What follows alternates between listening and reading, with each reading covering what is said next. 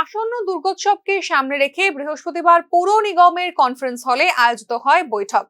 এবছর বিজয়া দশমীর পরের দিন ভেঙে দিতে হবে প্যান্ডেল, অন্যথায় কোনো প্রকার নোটিশ ছাড়াই তা ভেঙে দিতে বাধ্য হবে পৌর নিগম। বৈঠক শেষে সাংবাদিক সম্মেলনে পৌর নিগমের এই সিদ্ধান্তের কথা জানিয়েছেন মেয়র দীপক মজুমদার। গত বছর সব মিলিয়ে 4টি জোনে 370টি ক্লাব এবং অন্যান্য সামাজিক সংস্থাকে পুজোর অনুমতি প্রদান করা হয়েছিল।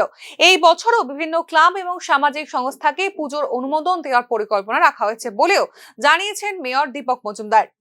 তারা নির্মাণ করেন যাতে পরবর্তী সময় কোনো রকম আমাদের মধ্যে ভুল বোঝাবুঝি বা আমাদের যে নিয়ম বা সিদ্ধান্ত মানতে গিয়ে যাতে অস্বস্তি না করতে হয়।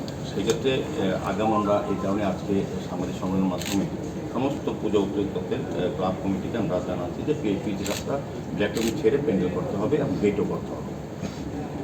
পুজো উদ্যোক্তাদের অগ্নি নির্বাহক দপ্তর, বিদ্যুৎ নিগম, পিডব্লিউডি এবং ট্রাফিক দপ্তরের নিকট থেকে প্রয়োজনীয় অনুমতি নিতে হবে। প্যান্ডেল নির্মাণের সময় কোনো প্রকার সরকারি সম্পদের ক্ষতি সাধন করলে তার ক্ষতিপূরণ সংশ্লিষ্ট পূজা উদ্যোগীদের দিতে হবে। তো পুজোর পারমিশনের ক্ষেত্রে এই 4টা ডিপার্টমেন্ট থেকে আগাম তাদের এনওসি নিতে হয়। তারা যারা পুজো করেন তারা জানেন। কাজে আমাদের ক্ষেত্রে আমরা অনেকটাই শিথিল করে দিয়েছি। আমরা সিঙ্গেল উইন্ডো সিস্টেম, আমাদের এখানে যারা আবেদন করবে তাদেরকে কোনো ফিস দিতে হয় না এবং আমাদের আধিকারিকরা চেষ্টা করেন সময় মতো সবগুলি কাজ করে দিতে। তো ওইগুলি নিয়ম কিছুটা মেনে চলতে হবে যাতে সুন্দরভাবে দুর্গাপুজো উৎসব সবাই আনন্দ উপভোগ করতে পারে বা ট্রান চলাচল কিংবা মানুষের স্বাভাবিক চলাচলে যাতে কোনো বিঘ্ন না ঘটে সেদিকেই লক্ষ্য রেখে প্যান্ডেল এবং তৈরি করতে হবে, গেট করতে হবে।